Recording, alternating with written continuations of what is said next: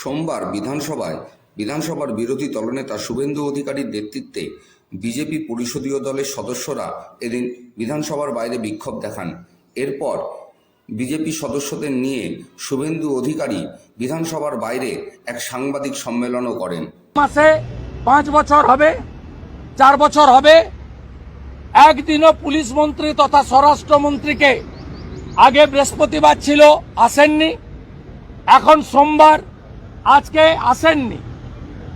যেখানে আমরা অতিরিক্ত প্রশ্ন, যেখানে আমরা কলিং অ্যাটেনশন দিয়ে মুখ্যমন্ত্রী মহোদয় তথা পুলিশ মন্ত্রী মহোদয়ের কাছ থেকে জানতে চাইতাম যে কেন আলামিন মণ্ডল হরিণঘাটার নগর উখড়া তৃণমূলের বুথ সভাপতি, তার ছবি ভিডিও দেখা গেছে হেডমাস্টার মশাইকে ধমকাতে, গ্রেপ্তার হয়নি কেন? সাবির আলী, আপনি যে কলেজে ল পড়েছেন বলে দাবি করেন, তিনি গ্রেপ্তার হননি কেন? একাধিক বিদ্যালয়ে প্রধান শিক্ষকরা অন্য ধর্ম মানেন বলে তারা বলেছেন সরকারি নির্দেশ নেই, ফান্ড নেই, পুজো করব না। আমরা সে প্রশ্ন করার সুযোগ আমাদের নেই। মাননীয় অগ্নিমিত্রা পাল মহোদয়কে অ্যাডজর্নমেন্ট মোশনের কাটছাট করে কয়েকটা লাইন পড়তে দেওয়া হয়েছে। পড়তে দেওয়ার পরে হাউস অ্যাডজর্ন করা হয়নি। আমরা বিজেপির আজকে যারা ছিলাম সেই বিধায়করা আমাদের রীতিনীতি অনুযায়ী বিক্ষোভ করেছি। হিন্দু বিরোধী সরকার, দুর্গা ঠাকুর ভাঙা সরকার, কালী ঠাকুর ভাঙা সরকার, বেলডাঙ্গায় মন্দির ভাঙা সরকার, বজবজে লক্ষ্মী ঠাকুর ভাঙা সরকার, হিন্দু বিরোধী সরকার, এই সরকারের বিরুদ্ধে স্লোগান দিয়েছি। আমি লিডার অব অপোজিশন, আমি দায়বদ্ধ আমার এমএলএদের টিমকে লিড করার।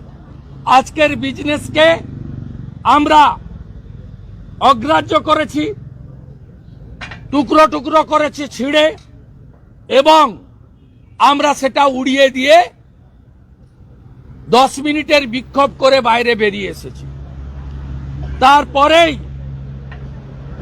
আমরা যখন বিক্ষোভ বাইরে করছি তখন আগে থেকে সাজানো প্লট অনুযায়ী বিরোধী দলনেতাকে টার্গেট করে অন্যান্য বিজেপির যারা সোচ্চার এমএলএ থাকেন তাদের টার্গেট করে, যারা কোশ্চেন অ্যান্সারে ডিবেটে ভালো পার্টিসিপেট করেন তাদের টার্গেট করে বিধানসভায় উপস্থিত না থাকা সত্ত্বেও বিশ্বনাথ কারককে সাসপেন্ড করেন। আর যিনি মুভার, যিনি তার আসন থেকে প্রতিবাদ করছিলেন, আমি ওয়েলে নেমেছি, কিন্তু বঙ্কিম ঘোষ বা অগ্নিমিত্রা পাল ওয়েলে নামেনি, তাদেরকেও সাসপেন্ড করা হয়েছে। এটা বিরোধী দলনেতা সহ বিজেপি এমএলএদের চতুর্থ সাসপেনশন। প্রথম 2022-এ 5 মাস, তারপরে আবার 1 মাস, তারপরে আবার 2 মাস, মোট 8 মাস হাউসের বাইরে রেখেছে লিডার অব অপোজিশন এবং একমাত্র বিরোধী দল। House belongs to opposition. এবারেও কালকে মুখ্যমন্ত্রী যেহেতু রাজ্যপালের ভাষণের উপর বক্তৃতায় বক্তব্য রাখবেন, তাই বিরোধী দলনেতা সহ বিজেপির অন্য 3 এমএলএকে বাইরে রাখা হলো, যাতে মুখ্যমন্ত্রী নির্দ্বিধায় কালকে ফাঁকা মাঠে বক্তৃতা করতে পারেন। এবং আমি পূর্বাভাস আপনাদের বলে গেলাম, ফোরকাস্টিং করে গেলাম, কালকে মুখ্যমন্ত্রীর বক্তৃতা লাইভ স্ট্রিমিং হবে এবং উনি যত মিথ্যা কথা বলবেন তত বাংলার মানুষের থেকে বিচ্ছিন্ন হবেন। আমি গর্বিত, অগ্নিমিত্রা পাল গর্বিত, বিশ্বনাথ কারক গর্বিত, বঙ্কিম ঘোষ গর্বিত। তার কারণ আমরা হিন্দুদের ভোটে জিতে এমএলএ হয়েছি, আমরা মুসলমানের ভোটে জিতে এমএলএ হইনি। আমরা বিজেপির এমএলএ এমপিরা হিন্দু এবং জনজাতিদের ভোটে জেতা এমএলএ।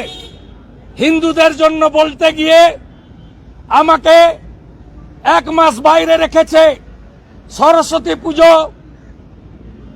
তার বাধাদানের বিরুদ্ধে বলতে গিয়ে আমাকে বাইরে রেখেছে। আমি গর্বিত, আমি হিন্দুর ছেলে, আমি সনাতনী, আমি হিন্দুস্তানে থাকি। আমাকে হিন্দুরা নন্দীগ্রামে জিতিয়ে মমতা ব্যানার্জিকে হারিয়েছে। আমি আজকে গর্বিত যে হিন্দুদের জন্য, মা সরস্বতীর জন্য, বাগদেবীর জন্য, শ্বেত শুভ্র দেবীর জন্য শ্রী পঞ্চমী পালনে শিক্ষা প্রতিষ্ঠানে সাবির আলী আল আমিন মন্ডলদের বাধা দানের জন্য আমাকে এবং আমার 3 সহকর্মীকে 1 মাস বিধানসভার বাইরে রেখেছে। আমরা খুশি। আমরা সিদ্ধান্ত নিয়েছি যে লিডার অব দি হাউস বাইরে থাকলে, লিডার অব দি অপোজিশন বাইরে থাকলে, লিডার অব দি হাউস যখন যখন অ্যাসেম্বলিতে থাকবে, যেদিন আসবে সেদিন বিরোধী দল বিজেপি মুখ্যমন্ত্রীকে, তাকে আমরা হাউসে বয়কট করব। আগামীকাল মুখ্যমন্ত্রী আসবেন, হাউসে বিজেপি কালকে থাকবে না, কিন্তু বাড়িতেও থাকবে না। বিধানসভার গেটে আগামীকাল বেলা 12টা থেকে বিধানসভার কালকের আলোচনা শেষ না হওয়া পর্যন্ত আমরা ধর্ণা প্রদর্শন দেব। আগামীকাল বিধানসভা থেকে আমি লাইভে আমার যে বক্তব্য কাল বিধানসভায় দেওয়ার কথা, আমি লাইভে বক্তৃতা করব। বাংলার জনগণ যত সংখ্যায় মুখ্যমন্ত্রীর লাইভ দেখবেন, তার থেকে 10 গুণ সংখ্যায় আপনাদের বিরোধী দলনেতার কথা আপনারা দয়া করে শুনবেন। আমরা সকাল বেলায় কালকে ফেসবুকে, এক্স হ্যান্ডেলে, ইনস্টাগ্রামে লিংক দিয়ে দেব এবং আমরা কালকে আমি বক্তব্য রাখব, জনগণ শুনবেন। আর মুখ্যমন্ত্রী এর পরে যেদিন যেদিন সভায় ঢুকবে সেদিনই মুখ্যমন্ত্রীকে আমরা ধিক্কার জানিয়ে সেম সেম মমতা ব্যানার্জি বলে, সেম সেম মমতা ব্যানার্জি বলে আমরা হাউসের বাইরে আসব এবং উনাকে বয়কট করব। আর আমরা গর্বিত, হিন্দুদের জন্য বলতে গিয়ে সাসপেন্ড করেছে। এই সময়কালে আমাদের এমএলএরা তারা বিধানসভার ভাতা পান না, প্রয়োজনও নেই, কিন্তু বিরোধী দলনেতা ভাতা পান। আগের 8 মাসেও আমি ভাতা নিইনি। এই আগামী 1 মাস আমি ভাতা প্রত্যাখ্যান করব, যেহেতু বিধানসভা থেকে আমাকে অবৈধভাবে সাসপেন্ড করা হয়েছে। হিন্দুদের জন্য বলার জন্য, বাগদেবীর জন্য বলার জন্য। এই সরকার মোল্লাদের সরকার, এই সরকার মুসলমানদের সরকার, এই সরকার আনসারুল বাংলার 7 সেকেদের সরকার। এই সরকার কাশ্মীরি জঙ্গি জাভেদ মুন্সির সরকার। এই সরকারের মুখ্যমন্ত্রী মুসলিম তোষণকারী, হিন্দু বিরোধী, মুসলিম লীগ 2 এর সরকার। তাই এই সরকারের বিরুদ্ধে আমাদের আন্দোলন চলবে। গোটা বাংলার হিন্দুদের কাছে বিচার রেখে দিয়ে আমি আমার কথা শেষ করলাম।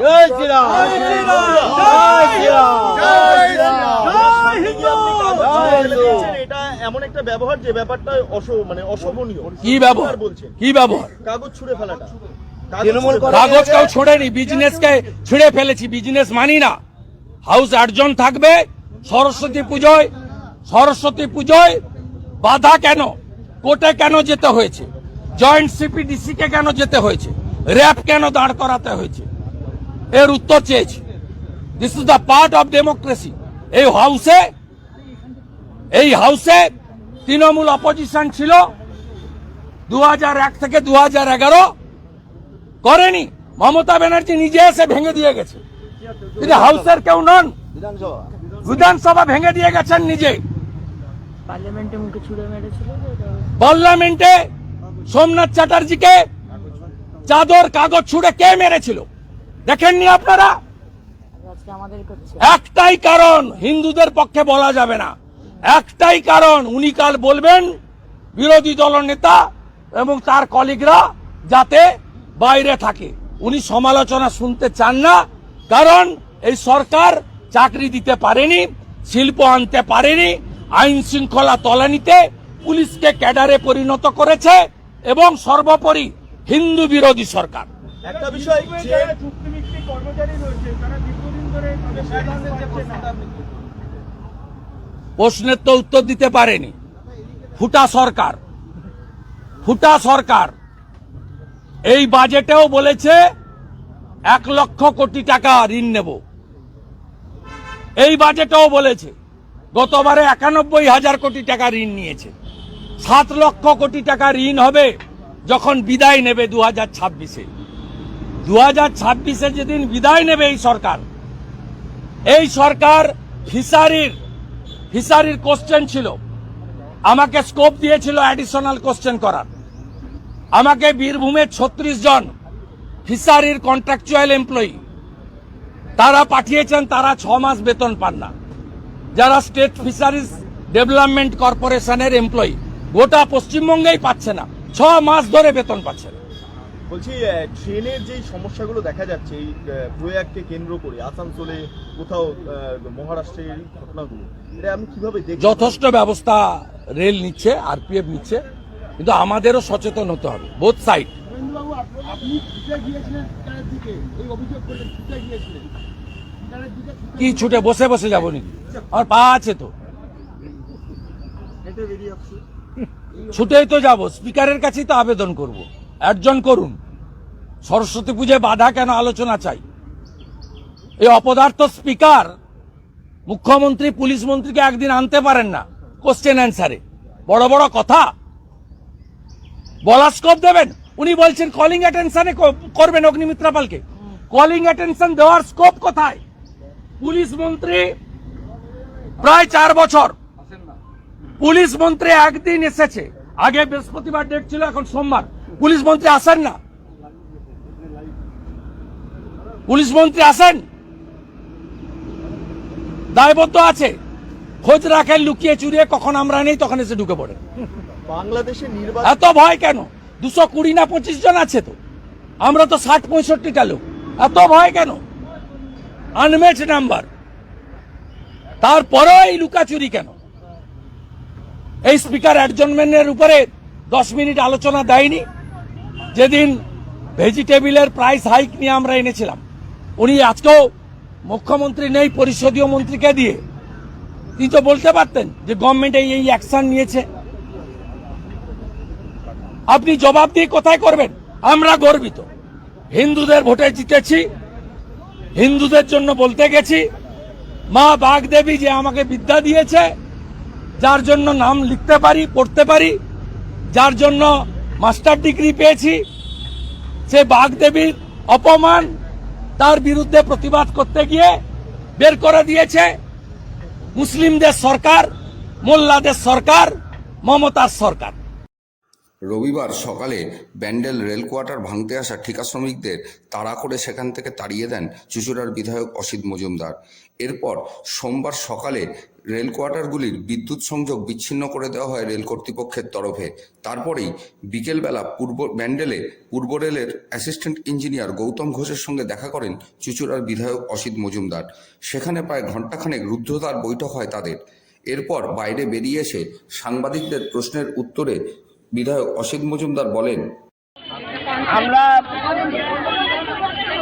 একটা ডেপুটেশন দিয়েছি ব্যান্ডেল আমাদের দলের পক্ষ থেকে, আর একটা ডেপুটেশন দিয়েছি ব্যান্ডেল গ্রাম পঞ্চায়েতের পক্ষ থেকে। দুটোই উনি রিসিভ করে নিয়েছেন এবং এই ডেপুটেশনের ভিত্তিতে আলোচনা হয়েছে। আমরা বললাম যে 48 ঘন্টার নোটিশে কিছু করা সম্ভব? বহু বাড়ির বাচ্চা তারা মাধ্যমিক পরীক্ষা দিচ্ছে। তো বললেন উনি, ঠিকই বললেন যে দেখুন আমার এই ক্ষমতা নেই, আপনি বলছেন যারা ঘরে আছে আমি সেটা তোড়ভাঙ করব না। আমরা যেগুলো 70টা মতো ফাঁকা ঘর আছে ওই ফাঁকা ঘরগুলো ড্যামেজ এবং সুপ্রিম কোর্টের রুলিং আছে যে সরকারি জায়গায় ড্যামেজ ঘর ভাঙতে হবে। আমরা সেটা মেনে নিয়েছি এবং 20 তারিখ পর্যন্ত বিধানসভা চলছে। রচনা বন্দ্যোপাধ্যায়, আমি, আমার দলের সভাপতি অরিন্দম গুই, সুদীপ্ত রায়, অসীমা পাত্র, আমরা ডিআরএম এর কাছে টাইম চাইছি।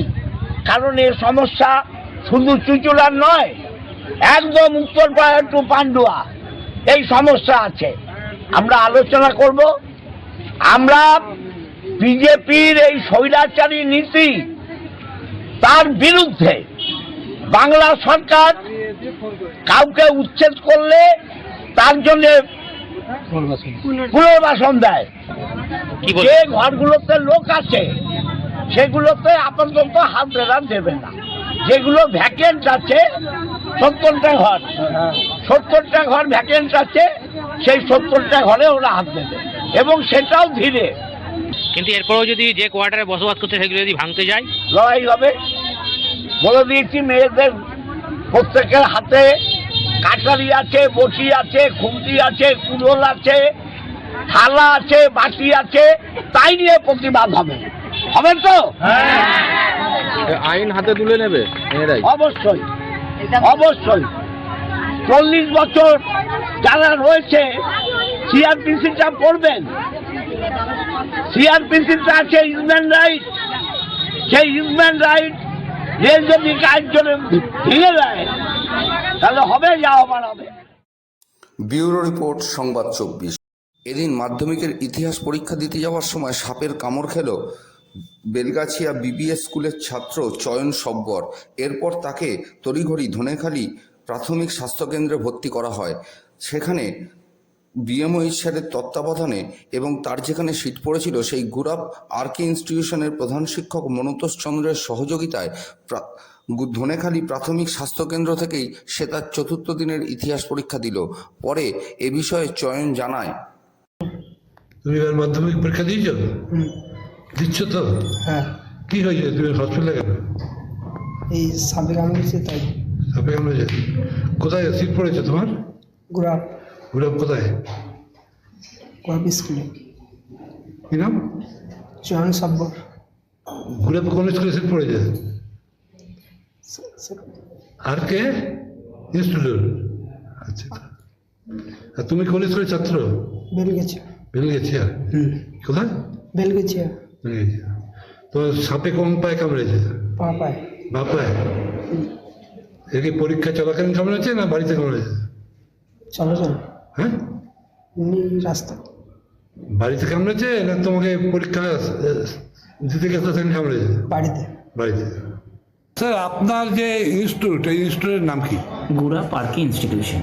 এখানে ছেলের সাপে কামড়ে পরীক্ষা দিচ্ছে? হ্যাঁ, আমার মাধ্যমিক পরীক্ষা থেকে 5টি স্কুল পার্টিসিপেট করছে। আমার অন্যতম স্কুল বেলগাছিয়া বিবিএস স্কুলে চয়ন সাব্বার ছেলেটি, যে আর কি আগের দিনও এসেছিল, সে আজকে অসুস্থতার কারণে সম্ভবত কোনো আননোন কোনো একটা কিছু একটা কামড়ে কোনো একটা দংশনে সে আজকে বিএমওই স্যারের আন্ডারে ধনিয়াখালী যে রুরাল হসপিটাল সেখানটায় থেকে সে পরীক্ষা দিচ্ছে। আচ্ছা।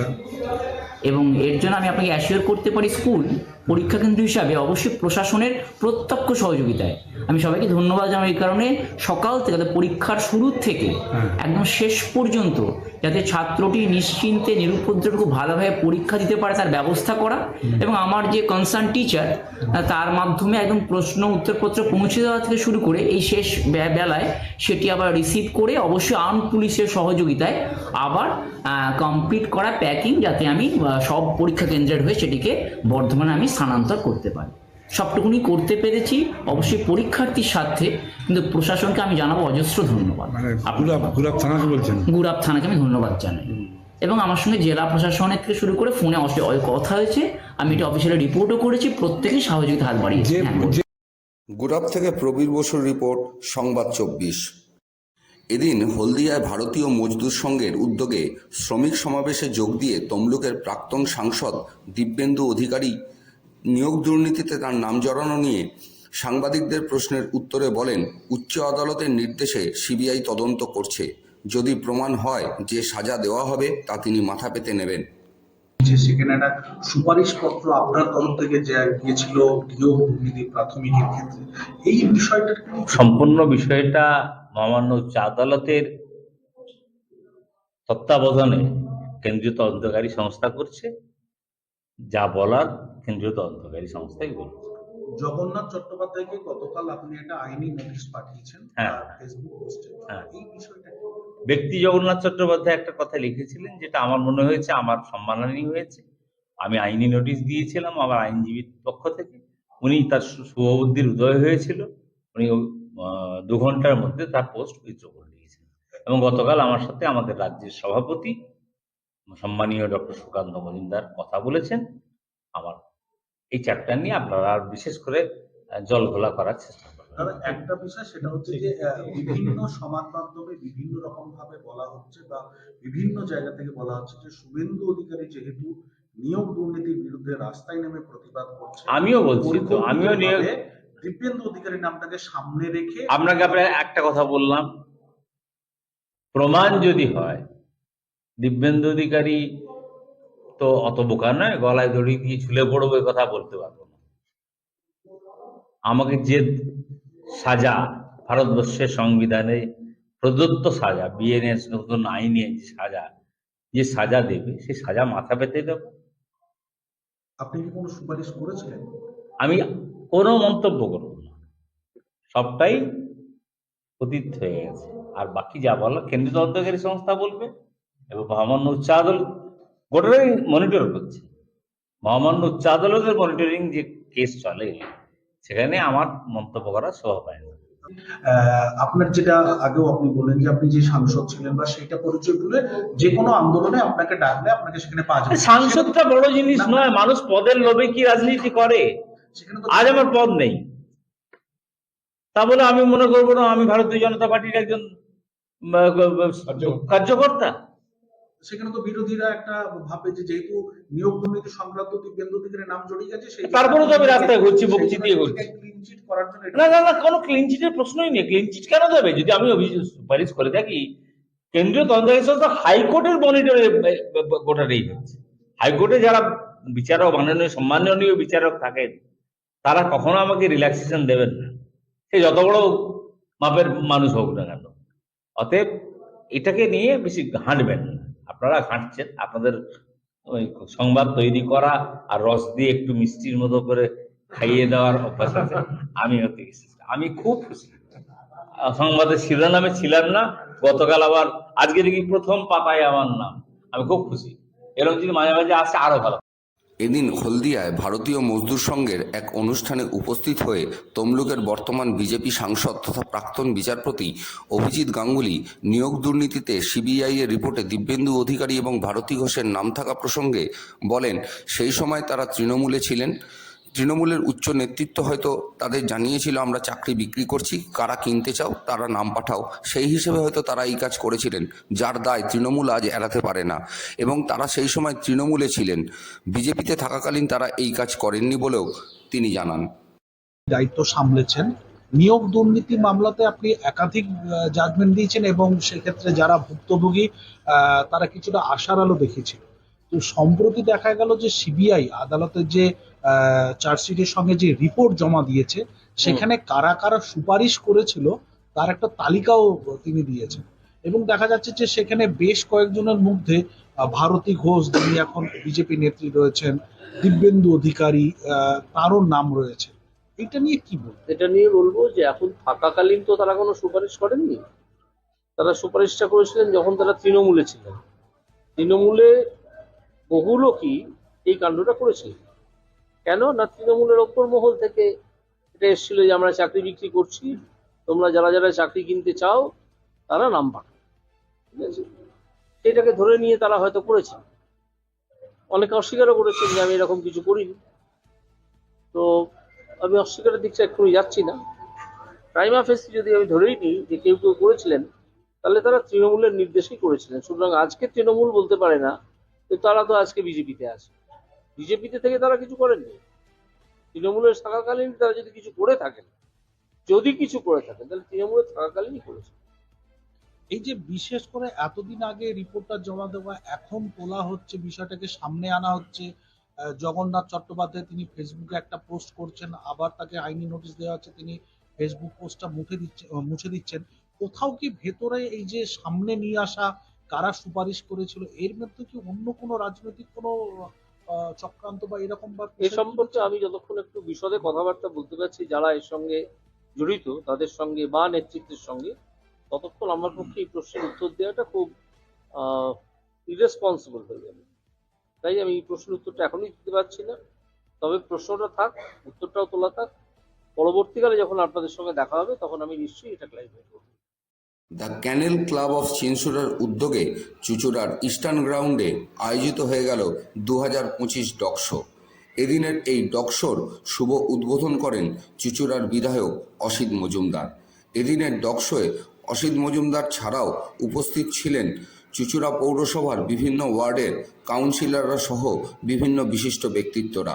এদিনের ডগ শোয়ে বিভিন্ন ধরনের ডগ নিয়ে উপস্থিত হন তাদের মালিকেরা। এদিন প্রতিযোগিতার শুভ সূচনা করে অসিত মজুমদার সাংবাদিকদের জানান, ফার্স্ট কম্পিটিটর 2025 আমি এটা শুরু করার জন্য অনুমোদন দিচ্ছি এবং আশা করব এই টুর্নামেন্ট যেটা ডগ শো, এটা বেস্ট ডগ শো হিসাবে পরিগণিত হবে। আমি এটা শুরু করার জন্য অনুরোধ করছি। ধন্যবাদ। আমরা আপনার নির্দেশ যথাযোগ্যভাবে পালন করার চেষ্টা করব।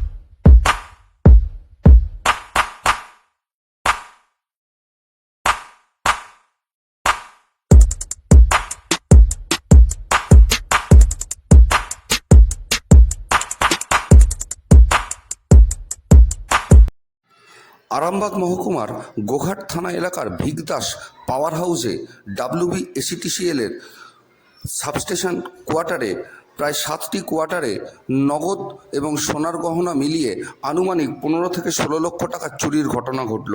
এই ঘটনায় রীতিমতো আতঙ্কে পাওয়ার হাউসের কর্মীরা। ঘটনা প্রসঙ্গে পাওয়ার হাউসের অ্যাসিস্ট্যান্ট ইঞ্জিনিয়ার সৌরভ সাহা বলেন যে শনিবার মধ্যরাত্রে তারা যখন পাওয়ার স্টেশনে কাজ করছিলেন তখন তাদের প্রায় 7টি কোয়ার্টারের তালা ভেঙে সেখানে থাকা সোনার গহনা ও নগদ টাকা মিলিয়ে প্রায় 15 লক্ষ থেকে 16 লক্ষ টাকার চুরি করে পালিয়ে যায় দুষ্কৃতীরা। এই ঘটনায় তারা গোঘাট থানায় লিখিত অভিযোগ দায়ের করেছেন। গোঘাট থানার পক্ষ থেকেও বিষয়টির তদন্ত ইতিমধ্যেই শুরু করা হয়েছে। তবে সৌরভবাবুর দাবি তারা পরিবার নিয়ে এখানে থাকেন, যদিও ঘটনার সময় তাদের পরিবারের কেউ এখানে ছিল না। তাদের দাবি যদি পরিবারের লোকেরা এখানে থাকতেন তাহলে দুষ্কৃতীরা তাদের প্রাণ সংশয় করত, বিন্দুমাত্র সংকোচ বোধ করত না। ঘটনাটা ঘটেছে বলতে আমরা এখানে সবাই ফ্যামিলি নিয়ে থাকি। আমাদের এখানে 24 ঘন্টা আমাদের এমার্জেন্সি সার্ভিস, আমরা এখানে ডিউটি করি, আমাদের ডে নাইট ডিউটি থাকে। তো গতকাল রাতে এই কোয়ার্টারটা, এই বিল্ডিংটাতে এবং ওই বিল্ডিংয়ে সর্বমোট 7খানা ঘরে আছে, 7খানা কোয়ার্টারে চুরি হয়। এবং সেই চুরিতে এই ঘরগুলো থেকে স্পেসিফিক্যালি সোনাদানা এবং টাকা পয়সা, অন্য কোনো জিনিস হাত দেওয়া হয়নি। সোনাদানা এবং টাকা পয়সা যা ছিল সমস্তটা লুট করা হয়েছে। এবং আমরা সেটা আজকে জানতে পারা গেছে, আমাদের যারা নাইট শিফটে ডিউটিতে ছিলেন তাদের ঘরেতেও চুরি হয়েছে। তারা যখন নাইট শিফট ডিউটি থেকে ঘরে ফিরে এসে দেখছেন যে ঘরের দরজা খোলা, এরকম জিনিসপত্র তছনছ করা, টাকা পয়সা নেই, সোনাদানা নেই, তখন তারা বুঝতে পেরে তারা বাকি ঘরগুলো সবাইকে যোগাযোগ করে এবং তখন আস্তে আস্তে আমরা সবাই জানতে পারি যে এই ঘরগুলোতে টোটাল এই ঘটনাটা ঘটেছে। আমরা ধারণা করছি ঘটনাটা কালকে মধ্যরাতের ঘটনা, রাত্রিবেলাতেই হয়েছে। এটা আমাদের কাছে খুবই একটা অদ্ভুত ব্যাপার যে আমরা একটা রেস্ট্রিক্টেড এরিয়ার মধ্যে থাকি, এখানে সিকিউরিটি গার্ড আছে, কিন্তু এরকম একটা জায়গায় থাকা, থানাও খুব কাছে আমাদের এখান থেকে, কিন্তু এরকম একটা জায়গায় থাকা সত্ত্বেও যে এইরকম ভেতরে এরকম একটা জায়গাতে এরকম ঘটনা ঘটতে পারে, এটা সত্যি আমাদের ভয় ধরে গেছে এরপরে যে আমরা কি সেফটিতে এখানে থাকবো। পুরোপুরি আতঙ্কে আছি। মানে আমাদের তো এরকমও হয়েছে যে আমরা যখন এখানে ফ্যামিলি সবে নিয়ে এসেছি, আমরা রাত্রিবেলা তাদেরকে একা কোয়ার্টারে রেখে ডিউটি করতে গেছি। তাহলে আজকে যদি কেউ একা ঘরে থাকতো, তার যদি এরকম ঘটনা ঘটতো, তাহলে সেই মানুষটা জীবনের কি কোনো গ্যারেন্টি ছিল না। তারা প্রয়োজনে তাকে মেরেও দিতে পারতো। তাহলে আমরা চাকরি করব না প্রাণ বাঁচাবো? আমাদের কাছে এখন প্রাণ বাঁচানোটা তো প্রথম তাগিদ। এইভাবে কি করে বাঁচতে পারবো আমরা? এটা তো সম্ভব না যে একটা জায়গায় চাকরি করতে এসে, ডিউটিতে গিয়ে এসে এইখান থেকে এইটুকুর মধ্যে কোয়ার্টারে ফিরে দেখছি সব জিনিস চুরি হয়ে যাচ্ছে এইভাবে। সমগ্র টোটাল চুরির কথা বলি, আনুমানিক 15 থেকে 16 লক্ষ টাকা টোটাল টাকা এবং গয়নাগাটি নিয়ে চুরি হয়েছে টোটাল এই সবকটা ঘর থেকে। আমরা জানিয়েছি, আমরা পুলিশকে রিপোর্ট এফআইআর করেছি, সবাই গেছিলাম আমরা থানায়, আমাদের সাথে কথা হয়েছে, থানা থেকেও এসছিলেন ওনারা, এসে এখানকার সবার ডিটেলস, নাম, ফোন নাম্বার, ঠিকানা জেনে গেছেন। এবার দেখা যাক ওনারা কি করেন এই বিষয়টা নিয়ে। আমার নাম সৌরভ সাহা। হ্যাঁ, আমি এখানকার জুনিয়র ইঞ্জিনিয়ার। অনুমতি ছিল 38টি গাছ কাটার, কিন্তু প্রয়োজনীয় অনুমতি ছাড়াই প্রায় 70টি গাছ কেটে ফেললেন ঠিকাদার শামসুর খান। ঘটনাটি ঘটেছে গোঘাট পঞ্চায়েতের বাবাদিঘি মৌজায় এবং এই কারণে ঠিকাদার শামসুর খানকে গোঘাট পঞ্চায়েত প্রধান শান্তনা মান্নার সামনেই তীব্র ভৎসনা করলেন ভূমি ও বন দপ্তরের কর্মাধ্যক্ষ সঞ্জয় খান। এদিন তিনি প্রধানের সামনেই ঠিকাদারকে জিজ্ঞেস করেন প্রয়োজনীয় অনুমতি ছাড়া সে কিভাবে গাছ কাটল। পরে এ বিষয়ে বন ও ভূমি দপ্তরের কর্মাধ্যক্ষ সঞ্জয় খান সাংবাদিকদের জানান, না বা গাছ কাটা এখানে বন্ধ নেই বা বেআইনি নয়, কিন্তু বেআইনি ভাবে গাছ কাটাটা অন্যায়। তুমি কিনছো, তুমি পঞ্চায়েত থেকে এনওসি নেবে, নিয়ে তুমি সরকারি ভাবে পারমিশন করাবে, করিয়ে গাছ কাটবে। বেনিফিশিয়ারি আমার কথা কাটছেন কেন? তুমি বেনিফিশিয়ারি তার পাবে, তাহলে তুমি বেআইনি ভাবে গাছটা কাটবে। দেখুন, আমরা কালকে খবর পেয়েছিলাম যে 38খানা গাছ আমার পঞ্চায়েত এনওসি দিয়েছে, ফরেস্ট পারমিশন দিয়েছে, ফেলিং পারমিশন। তারপরে আমরা খবর পেলাম যে 38খানার বেশি গাছ কাটছে। 38খানার বেশি গাছ কাটার খবর পাওয়ার সঙ্গে সঙ্গে রেঞ্জার সাহেবকে আনিয়েছিলাম, উনি অলরেডি গাছ কাটা বন্ধ করেছিলেন। আজকে যেটা দেখলাম যে রাতের অন্ধকারে আবার গাছ কাটা হয়েছে। সঙ্গে সঙ্গে আমরা সকালবেলা আমরা প্রত্যেকে হাজির হয়েছি, আমি কর্মদক্ষ এসেছি, আমার প্রধান সবাই এসেছে। আমরা বেআইনিভাবে গাছ কাটতে গোঘাট 1 নম্বর ব্লকে দেব না। দেখুন, গাছ কাটা এখানে নিষিদ্ধ নয়, গাছ বিক্রি করা নিষিদ্ধ নয়। মানুষ অনেক সময় ব্যবসায়িকভাবেও গাছ রোপণ করে এবং গাছ বিক্রি করে, পারমিশন চায়, অবশ্যই পারমিশন পাবে।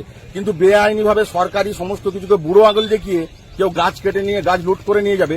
এই গাছটা পঞ্চায়েত লাগিয়েছে, এখানে বেনিফিশিয়ারি আছে, তাদের অংশ শেয়ার রয়েছে, পঞ্চায়েতের একটা শেয়ার রয়েছে, পঞ্চায়েত শেয়ার পাবে। কিন্তু সবকিছুকে ধুলোয় মিশিয়ে দিয়ে বুড়ো আঙুল দেখিয়ে রাতের অন্ধকারে কেউ যদি মনে করে এখান থেকে গাছ লুট করে নিয়ে চলে যাব, আমরা কিন্তু সেটা করতে দেবো না। আমরা সশরীরে এখানে হাজির হয়েছি এবং এই গাছ এখানেই পড়ে থাকবে। এই গাছে যদি কেউ হাত দেয় এবং যে কেটেছে তার বিরুদ্ধে পঞ্চায়েত এক্ষুনি থানায় গিয়ে অ্যাপ্লিকেশন করবে, থানায় গিয়ে তার বিরুদ্ধে আইনানুগ ব্যবস্থা হবে। যা আইনানুগ প্রসেস আছে যতটা কঠোরভাবে করা যায় আমরা সেই দিকে এগোবো। পরে এই বিষয়ে সাংবাদিকদের সামনে গোঘাট পঞ্চায়েতের প্রধান শান্তনা মান্না বলেন, 38খানা গাছের পারমিশন করে নিয়েছিল, তার নিজের ব্যক্তিগত গাছ, ঠিক আছে। সেই পারমিশন দেখে তারা আবার আমাদের পঞ্চায়েতের গাছে হাত দিয়েছিল। সেই সমস্ত দেখে আমরা সঙ্গে সঙ্গে স্পটে এসেছি, এসে দেখছি যে এরকম গাছ কেটেছে 2-1টা, তার মতো আমরা আইনানুগ ব্যবস্থা নিচ্ছি। অভিযোগ জানাবেন থানায়? হ্যাঁ, আমি থানায় যাচ্ছি, যে অভিযোগ জানাবো। অন্যদিকে এ বিষয়ে অভিযুক্ত ঠিকাদার শামসুর খান বলেন, আমি এখানে একটা প্লটে 38 পিস, আর এটা কাটতে কাটতে আবার এই পুকুরটা যে দাম হলো দত্ত পুকুরটা, এটাতে মোটামুটি 30 গাছ কাটা হয়েছে। কত পিস গাছ কেটেছে? মোট 38, মোটামুটি 70 পিসের মতো। কিন্তু দেখা যাচ্ছে কাগজপত্রে যেটা 38 পিসের পারমিশন আপনার কাছে আছে এখন, কাগজপত্র, বাকি কাগজপত্র কোথায়? কাগজপত্র সমস্ত যে চাষির ফাঁসির সমস্ত কাগজপত্র হয়ে গেছে, হ্যাঁ। আর ফরেস্টের কাগজটা কালকে কিন্তু দেয়নি, কাল রবিবার, আজকে দিই। তাহলে এই শনিবার রবিবারের মধ্যেই এরকম গাছ, সরকারি গাছ, সরকারের দেয়া গাছ, না দাদা, আমাকে একবারও কেউ সরকারের দেয়া গাছ সেরকম বেনিফিশিয়ারি এরাও বলেনি বা চাষিও বলেনি যে আমরা ওদিকে বেনিফিশিয়ারি দিকে লাগাতে দিয়েছি, ওদের 40%, আমাদের 60%, নাকি এদের 40%, ওদের 60%। আমি টাকাটাও বুঝিয়ে দিয়েছি ওদেরকে, দিয়ে আমি গাছটা আমি এক লেভেলেই কাটতে শুরু করছি। কত টাকায় কিনেছেন? 38 পিস গাছে তো আর এক গাড়ি হবে নি, হবে কি? ওই হিসাবে কিনেছি। ধরুন এদিকে 70 আর ওইদিকে হচ্ছে 3,10,000। মোট 3,80,000। 3,80,000 টাকা সমস্ত কিছু বুঝিয়ে দিয়েছে? হ্যাঁ, টাকা বুঝিয়ে দিয়েছি, মাত্র 16,000 টাকা। আপনি তারা জানেন না যে এটা পঞ্চায়েতের গাছ বলে? না, আপনি জানেন না? না। পঞ্চায়েত থেকে যে মদ ফাঁকা কাটা তো কাটিছে? হ্যাঁ, ওটা কাটানো হয়েছে। রবিবার চন্দননগর ফরাসি মিউজিয়ামে একদিবসীয় ফরাসডাঙ্গা লিটল ম্যাগাজিন মেলা অনুষ্ঠিত হয়ে গেল। এদিনের মেলার প্রদীপ প্রজ্বলন করে শুভ উদ্বোধন করেন সাহিত্যিক নলিনী বেরা। এবারের লিটল ম্যাগাজিন মেলায় 60টির মতো স্টল এই মেলাকে সমৃদ্ধ করে। এবারের মেলাটি সদ্য প্রয়াত কবি অরুণ কুমার চক্রবর্তীকে উৎসর্গ করা হয়। লিটল ম্যাগাজিন হলো সাহিত্যের আঁতুড়ঘর, আর এর মধ্যে দিয়েই সাহিত্যিকরা তাদের সাহিত্য সাধনা শুরু করে। সাহিত্যের ঐতিহ্য ধরে রাখে লিটল ম্যাগাজিনগুলি। এদিনের এই লিটল ম্যাগাজিন মেলায় উপস্থিত ছিলেন ডাক্তার প্রবুদ্ধ ঘোষ, সাহিত্যিক গৌর বৈরাগী, ফরাসি মিউজিয়ামের বাসবী পাল, সুকুমার রুজ, সৌম্যদেব বসু সহ বহু বিশিষ্টজনেরা।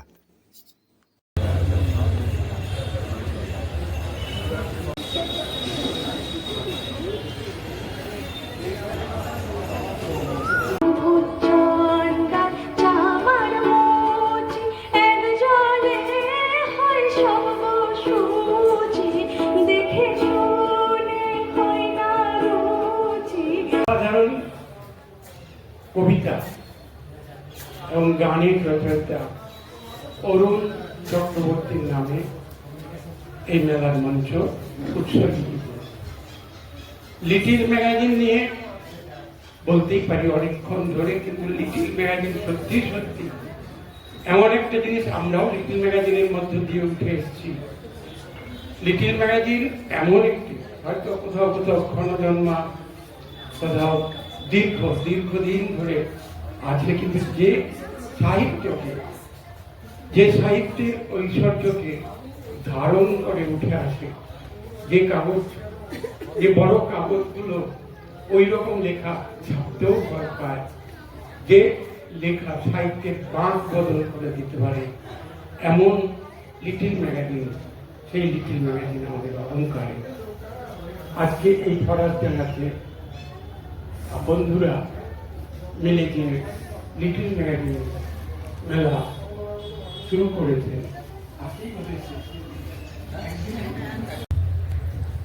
লিটল ম্যাগাজিন বাংলা সাহিত্যের দামাল যৌবন। যে লিটল ম্যাগাজিনকে বাদ দিয়ে কোনো সাহিত্যিকই বাজারে উঠে আসতে পারেন না এই বাংলায়, সেই লিটল ম্যাগাজিন, যে লিটল ম্যাগাজিনকে আশ্রয় করে সাহিত্য রচিত হয়, দামাল সাহিত্য, সেই সাহিত্যই আমাদের সাহিত্যের পুরনো কাঠামোকে ভেঙে নতুন কাঠামো নিয়ে আসতে পারে। এইরকম একটা যৌবন দৃপ্ত লিটল ম্যাগাজিন, যার আমরা পূজক, সেই লিটল ম্যাগাজিনকে নিয়ে এই মেলা আমরা একসঙ্গে একত্রিত হয়ে এই মেলা উদযাপন করব। এই মেলা যাকে উৎসর্গীকৃত, যার নামে আজকের এই মঞ্চ,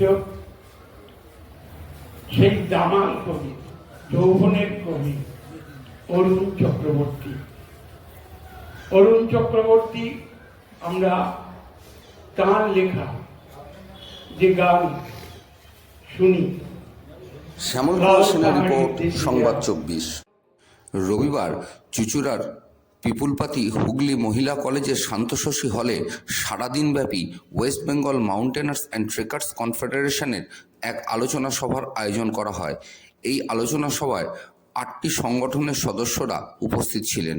সেখানে বর্তমান প্রেক্ষাপটে স্পোর্টস ক্লাইম্বিংয়ের প্রাসঙ্গিকতা, রক ক্লাইম্বিংয়ের ভবিষ্যৎ প্রভৃতি বিষয় নিয়ে আলোচনায় অংশ নেন সুকুমার চক্রবর্তী, দিবেশ দাস, সন্তোষ সেন সহ বহু বিশিষ্টজনেরা। পরে সাংবাদিকদের প্রশ্নের উত্তরে শেখর রায় জানান, হুগলি জেলার মাউন্টেনিয়ার্স এর কনফেডারেশন তার উদ্যোগে যে 64টি ক্লাব আছে তার মধ্যে হুগলি জেলার 8টি ক্লাব পড়ে। তো সেই 8টি ক্লাবের পরিচালনায় আজকের এই সেমিনার অনুষ্ঠিত হচ্ছে। সেমিনারের বিষয়বস্তু হচ্ছে যে রক ক্লাইম্বিংয়ের প্রারম্ভিকতা এবং ভবিষ্যৎ, এর সঙ্গে স্পোর্টস ক্লাইম্বিংয়ের প্রাসঙ্গিকতা এবং তার ভবিষ্যৎ কর্মসূচি কী হতে পারে। এছাড়া প্রকৃতি ও পরিবেশ নিয়ে আমাদের এখানে বলবেন একজন সন্তোষ সেন, যিনি পরিবেশবিদ এবং প্রকৃতির জন্য সংগ্রামী একজন। হিমালয়ের যে গ্লেশিয়ার লেক এবং গ্লেশিয়ার ধ্বংস হয়ে যাওয়ার ফলে গ্লেশিয়ার লেক তৈরি হচ্ছে এবং উন্নয়নমূলক কাজের জন্য বিভিন্নভাবে পরিবেশ এবং প্রকৃতি যে ক্ষয় সাধন হচ্ছে সেভাবেই সেই জন্য মানুষকে সচেতন করা। এছাড়াও আমাদের যে বিভিন্ন জায়গায় ট্রেকিং হয়, তো ট্রেকিংয়ের নতুন রুট তৈরি করার জন্য, নতুন নতুন জায়গা দেখানোর জন্য একদিন এখানে বলব। কতজন মানে কত সংস্থা এখানে যোগ দিয়েছে? এখানে এসছে আমাদের আপাতত আমাদের জানি যে অন্তত 27টি ক্লাব থেকে আজ এখানে এসছে। আচ্ছা, মোট প্রতিনিধি সংখ্যা 120, এখনও কয়েকজন তো আসবেন। আর 8টি ক্লাব হুগলি জেলার দ্বারা তারা এই পুরো সংগঠনটা করছে। আর আমাদের দি হুগলি মাউন্টেনার্স অ্যান্ড ট্রেকার্স ইউনিট, আমাদের এই ক্লাব এইখানে চুচুড়াতেই, সেই তাদের উদ্যোগেই আমরা এই কর্মকাণ্ড করতে চলেছি। শ্যামল সিংহের রিপোর্ট, সংবাদ 24। পণ্ডিত উৎপল সরকার প্রতিষ্ঠিত কলাবতী সঙ্গীত শিক্ষায়তন কেন্দ্রের 46তম বার্ষিক মিলনোৎসব পালিত হয়ে গেল চুঁচুড়ার রবীন্দ্র ভবনে। এই সঙ্গীত শিক্ষায়তন এখন সঙ্গীতের এক মিলনস্থলে পরিণত হয়েছে। রবিবার চুঁচুড়া রবীন্দ্র ভবনে কলাবতী সঙ্গীত শিক্ষায়তনের 46তম বার্ষিক মিলনোৎসবে উপস্থিত ছিলেন চুঁচুড়ার বিধায়ক অসিত মজুমদার, উপপৌরপ্রধান পার্থ সাহা থেকে আরম্ভ করে বহু গুণীজন। এদিন তবলাবাদক বরুণ দেবনাথ ও যোগ প্রশিক্ষক জয়ন্ত দাসকে সম্বর্ধনা দেওয়া হয়। পরে এদিনের অনুষ্ঠান প্রসঙ্গে কলাবতী সঙ্গীত শিক্ষায়তনের গুরুমা জয়শ্রী বিশ্বাস সাংবাদিকদের প্রশ্নের উত্তরে বলেন, কলাবতী সঙ্গীত শিক্ষায়তনের বাৎসরিক অনুষ্ঠান, এটা আমাদের 46তম অনুষ্ঠান। সম্পূর্ণ ইন্ডিয়ান ক্লাসিক্যাল মিউজিক রবীন্দ্রসঙ্গীত শিক্ষা কেন্দ্র প্রতি বছরই আমরা করে থাকি। সেই অনুষ্ঠানে আজকে আমরা উপস্থিত হয়েছি। কতজন শিক্ষার্থী আছে? প্রায় করোনার আগে তো অনেক স্টুডেন্ট ছিল। করোনা আমাদের সঙ্গীত জগতের একটা ভীষণই একটা অধঃপতন হয়ে গেছে, যার জন্য এখন সংখ্যা অনেক কমে গেছে। তবে 150-200 মতো তো স্টুডেন্ট আছে, পড়াচ্ছি, চেষ্টা করি তাদেরকে এগিয়ে নিয়ে যাওয়ার, এই আর কি। আজকে এই অনুষ্ঠানের সূচনা কে করলেন? সূচনা আমাদের কোরাস গানের শিবস্তত্ব দিয়ে আমরা শুরু করেছি অনুষ্ঠানের সূচনা। বিশেষ অতিথি হিসেবে অতিথি এসেছিলেন, বিধায়ক এসেছিলেন, আমাদের এখানকার চুঁচুড়া কাউন্সিলররা সবাই এসেছিলেন। শ্যামল কুমার সিনহার রিপোর্ট, সংবাদ 24।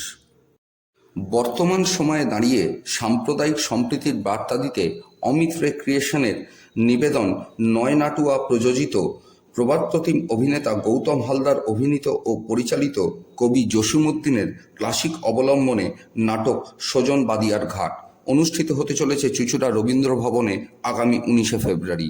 এ বিষয়ে অমিত রে ক্রিয়েশনের কর্ণধার অমিতবাবু বলেন, তাদের সংস্থার সভাপতি সদ্য প্রয়াত কবি অরুণ চক্রবর্তীর স্মরণে মঞ্চ সাজানো হচ্ছে। ফেব্রুয়ারি আমরা আয়োজন করছি চুঁচুড়া রবীন্দ্র ভবনে ঠিক সন্ধ্যে 6টায় প্রবাদ প্রতিম গৌতম হালদারের অভিনয় এবং পরিচালনায় 50 জন শিল্পীর সমন্বয়ে নয়নাটুয়ার নাটক সজন বাদিয়ার ঘাট। এই সময়ে দাঁড়িয়ে যখন মানুষে ধর্মের ভিত্তিতে নানান রকম সমস্যা তৈরি হচ্ছে, সাম্প্রদায়িক সম্প্রীতির অভাব দেখা যাচ্ছে, সেই সময়ে দাঁড়িয়ে আমরা সজন বাদিয়ার ঘাট করছি, যা সাম্প্রদায়িক সম্প্রীতির। আপনারা সবাই আসবেন। আর এবছর আমাদের সভাপতি, আমাদের সংগঠন অমিত রে ক্রিয়েশন এবং হুগলি জেলা সঙ্গীত মেলার সভাপতি অরুণ চক্রবর্তী, কবি অরুণ কুমার চক্রবর্তী কিছুদিন আগে আমাদের ছেড়ে চলে গেছেন। তার স্মরণে আমরা এই রবীন্দ্র ভবন প্রাঙ্গণ উৎসর্গ করেছি।